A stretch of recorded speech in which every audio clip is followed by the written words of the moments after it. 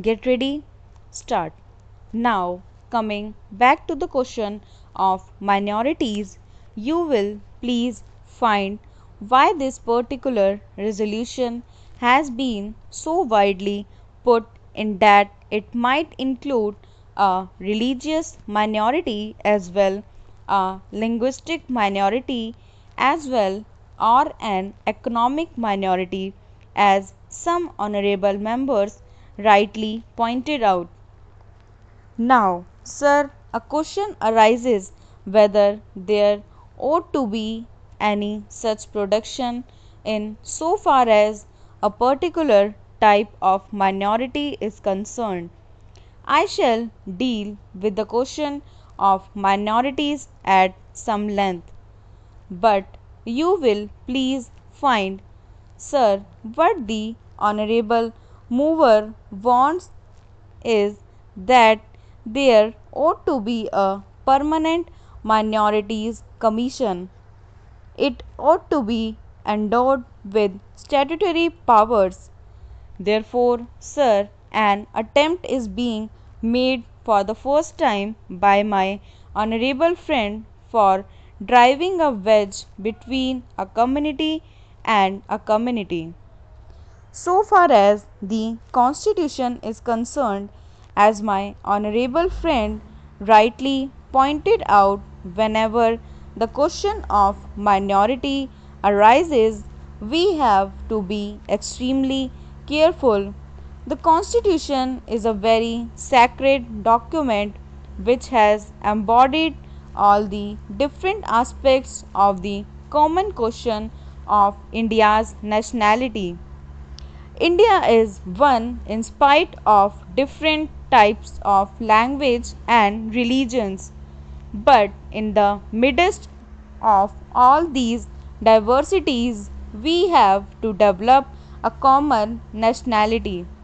Therefore, whenever we consider the question of the development of the nation and the interest of the nation, you cannot afford to think in terms either of religion or of language. It is true, sir, that there are different religions. It is also true that there are different languages. Therefore, a question arose, and the framers of the Constitution had to devise a constitution in the midst of the unity of India with certain diversities here and there. For that purpose, what they did was they devised a common nationality for the whole of India, and in so far as religious minorities were concerned, they were given certain rights. I would not go into the details regarding the provisions of the fundamental rights regarding the practice of religion. Certain rights have been given to the religious minorities, and beyond that, it would not be proper to bring in the religious minorities for political rights. For that, we have to be extremely careful. I would also point out that while we have to develop a common nationality, the members of the Indian nation have to understand that we are one nation.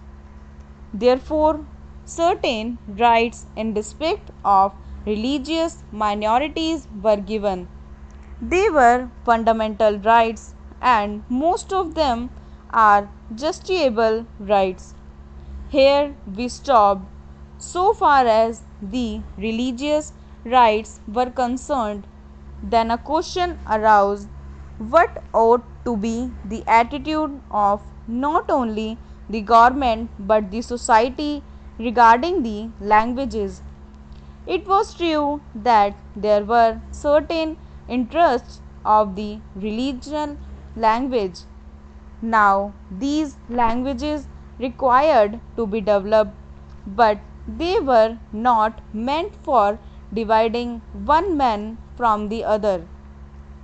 So, in 1956, when the states were formed to a certain extent on the basis of language, what was done was not to have a state with cent% people belonging to the regional language because they were bound to be people belonging to different languages. That was the reason why this question was considered at great length, and the State Reorganization Commission also went into this question of linguistic minorities. It was bound to arise here and there because they were likely to feel that their rights and safeguards given to them might or might not be properly implemented. So, this question was considered first by the States Reorganization Commission, and they dealt with the question whether we should have a permanent minorities commission. They went into it very carefully, and steadily they found out that it would not be proper to set up a permanent minorities commission because the result, if not the actual effect, would be that a permanent wedge would be driven between one community and another community. So far as language minorities were concerned, they had a right so far as their own languages were concerned. They had also an obligation to understand the language of the majority in the particular state. It is only by thus coming together that the members of the two language groups would come together and would harmoniously develop, but it was found at the time when the State Reorganization Commission had to consider this, that some machinery should be devised for safeguarding the rights of linguistic minorities.